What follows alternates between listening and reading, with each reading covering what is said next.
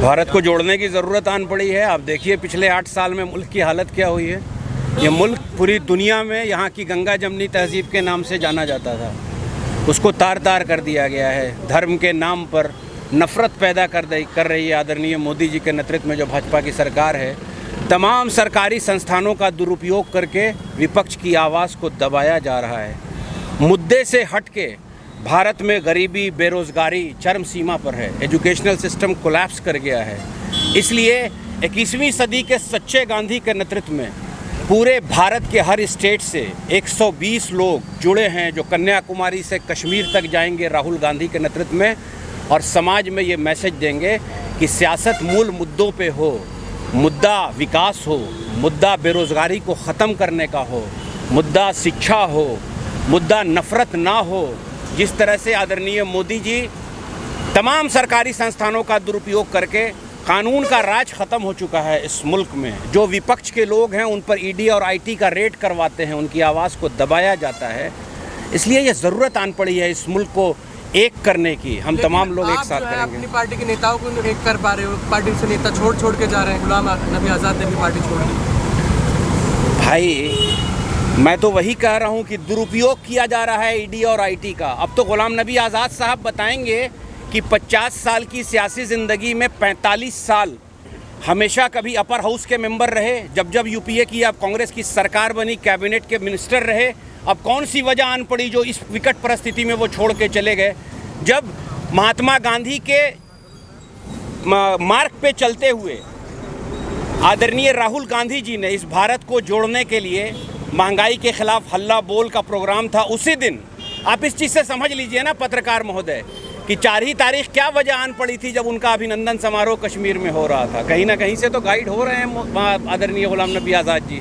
इसलिए नेताओं से मतलब नहीं है, जनता से मतलब है। हम तमाम लोगों को जोड़ेंगे, पूरा भारत एक साथ होगा। बीजेपी कह रही है कि भारत जोड़ने का कोई नहीं है, ये कांग्रेस की आखिरी कोशिश है कि उसको रिवाइव किया जाए, गांधी जी और राहुल जी को रिवाइव किया जाए। लोकतंत्र के चौथे स्तंभ आप कहे जाते हैं। आपको बेहतर पता होगा कि हिंदुस्तान की हालत क्या है।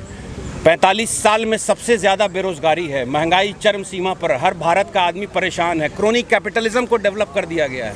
ये भारत जोड़ने की वजह इसलिए आन पड़ी है कि जब अंग्रेज़ आए थे ना, ईस्ट इंडिया कंपनी, तो वो भी क्रोनी कैपिटलिज्म को डेवलप कर रही थी, ड्रेन ऑफ वेल्थ हो रहा था। आदरणीय मोदी जी आए तब भी हिंदुस्तान से ड्रेन ऑफ वेल्थ हो रहा है। वो भी डिवाइड एंड रूल की पॉलिटिक्स करते थे।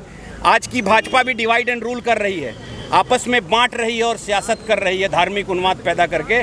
इसलिए ये ज़रूरत है, क्योंकि कांग्रेस ने अपने विचारों से ही सत्य और अहिंसा के मार्ग पर चल के इस देश को अंग्रेज़ों से आज़ाद कराया था। आज इस विकट परिस्थिति आ गई है, उसी मानसिकता के लोग आ गए हैं जिनका कोई योगदान नहीं रहा है हिंदुस्तान की आज़ादी की लड़ाई में।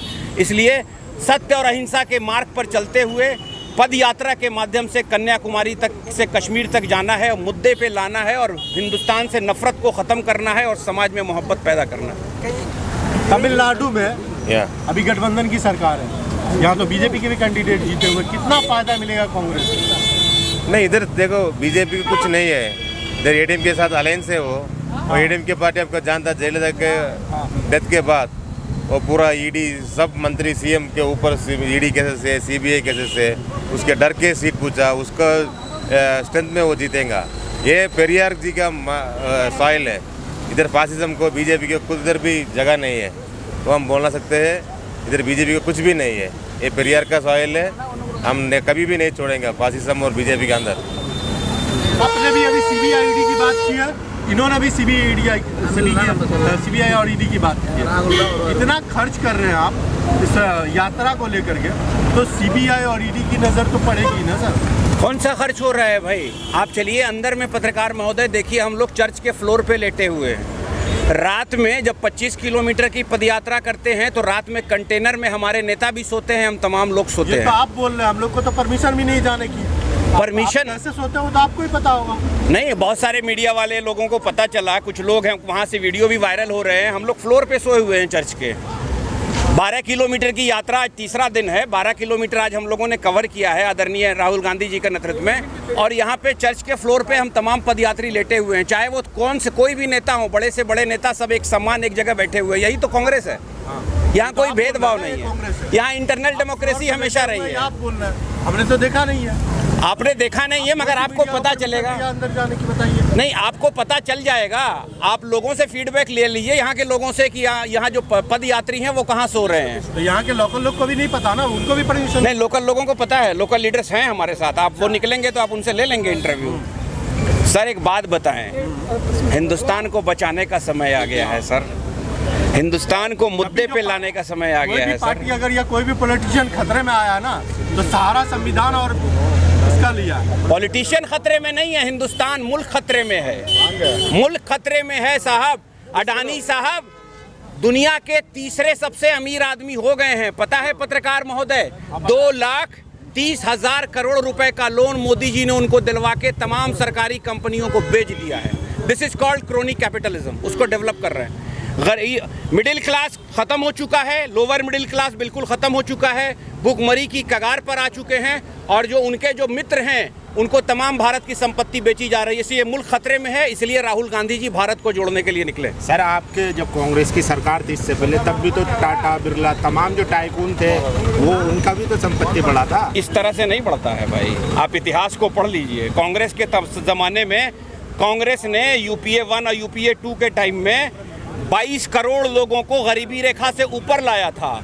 मोदी जी का अचीवमेंट ये है कि 8 साल में 27 करोड़ लोग भारत के गरीब बन गए फिर से। यही अचीवमेंट है सर। डेमोक्रेसी का मतलब है वेलफेयर गवर्नमेंट है ना, फॉर द पीपुल होना चाहिए ना, फॉर द पीपुल होना चाहिए ना। तो जनता की कोई आवाज़ नहीं सुन रहा है ना।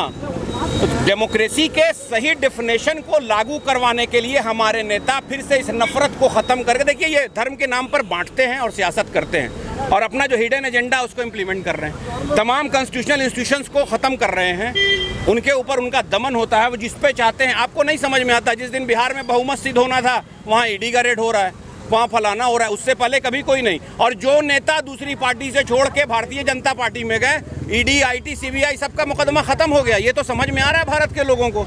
और दूसरी सबसे इंपॉर्टेंट चीज़ ये है कि हमारे नेता ने दिल्ली में रामलीला मैदान में कहा था कि ये ज़रूरत क्यों ना आन पड़ी। हम जब गरीबी की बात करने लगते हैं पार्लियामेंट में तो माइक बंद कर दिया जाता है, हम अनएम्प्लॉयमेंट की बात करते हैं तो माइक बंद किया जाता है। कुछ जो वैसे पत्रकार हैं, जो मेन स्ट्रीम मीडिया है, जो कॉर्पोरेट्स के हाथ में है, वो हमारी बातों को नहीं उठाती है। इसलिए अब हम जनता के बीच में जा रहे हैं, जनता को मेन मुद्दे पर लाते हैं, इसलिए भारत को एकत्रित कर रहा है। लेकिन जनता लगातार जो है राहुल गांधी में अविश्वास देख रही है, क्योंकि जिस तरीके से उनको ट्रोल किया जाता है, चाहे रामलीला मैदान की बात करें तो लोग कह रहे हैं इनमें लीडरशिप वाली जो क्वालिटी है वो नहीं है, चाहे वो आटे को लीटर बताना, इस तरीके के तमाम मामला। 12वीं पास करके 10वीं में एडमिशन लीजिएगा। मोदी जी ने बेटी बचाओ और बेटी के बाद क्या कह दिया था? स्लिप ऑफ टंग पे ट्रोलिंग होती है, मुद्दे पर आइए ना। राहुल गांधी जी की पूरा भाषण वहां रामलीला मैदान में पड़ी है। वो क्या बता रहे थे? महंगाई मुद्दा था, बेरोजगारी मुद्दा था, अराजकता मुद्दा थी, भ्रष्टाचार मुद्दा था, CBI ED का दुरुपयोग मुद्दा था। कभी मुद्दे से हटते नहीं हमारे नेता। स्लिप ऑफ टंग किसी से हो सकता है, इसलिए इन चीज़ों पर ट्रोल करके उनको डर है ना राहुल गांधी से। एक वाहिद नेता है इस हिंदुस्तान में जिनसे डर है भाजपा को, आदरणीय मोदी जी को। तो इसी तरह से ट्रोल आर्मी को लगा के भाजपा तो कांग्रेस को अपना विपक्षी मानती नहीं, आम आदमी पार्टी की मानती है। बहुत सारे नेता का बयान है। भाई दोनों एक दूसरे के पूरक हैं, मुझसे मत बुलवाइए पत्रकार महोदय। मैं बखूबी जानता हूँ, RSS की पूरी बुक का अध्ययन कर रखा है हमने, बंच ऑफ थाउट को भी पढ़ा है और तमाम उनके सिद्धांतों को जानता हूँ। उन्हीं की political outfit Bharatiya Janata party है।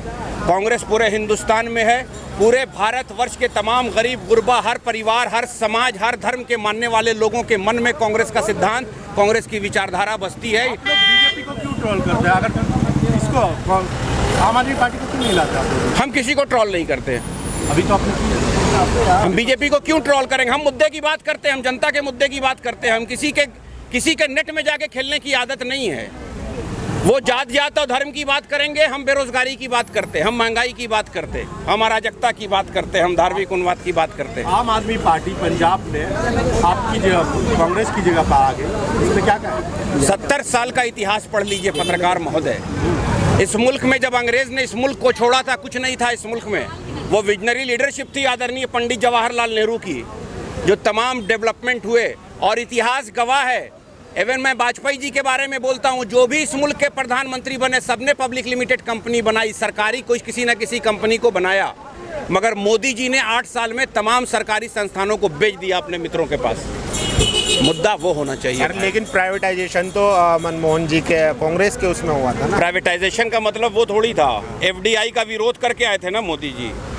मोदी जी ने क्या कहा था नोटबंदी के बाद? नोटबंदी के बाद हिंदुस्तान की आर्थिक स्थिति चरमरा गई जनाब।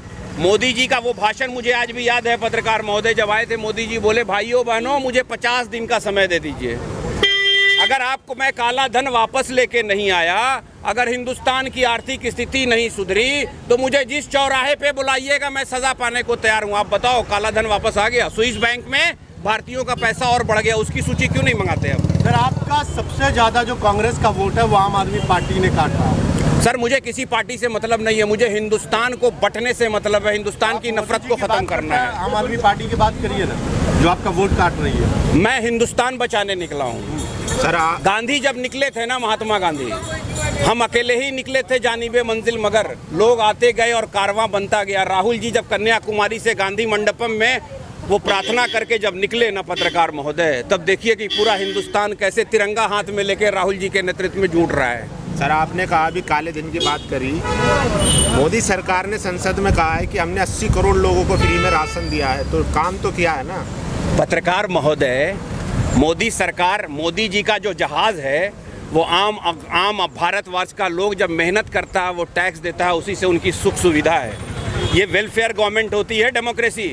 वो अपने घर की संपत्ति बेच के मोदी जी ने नहीं दिया। मैच्योर्ड होना चाहिए, मैच्योर्ड डेमोक्रेसी होना चाहिए। मुल्क को आज़ाद हुए इतने दिन हो गए, एहसान किया है क्या उन्होंने?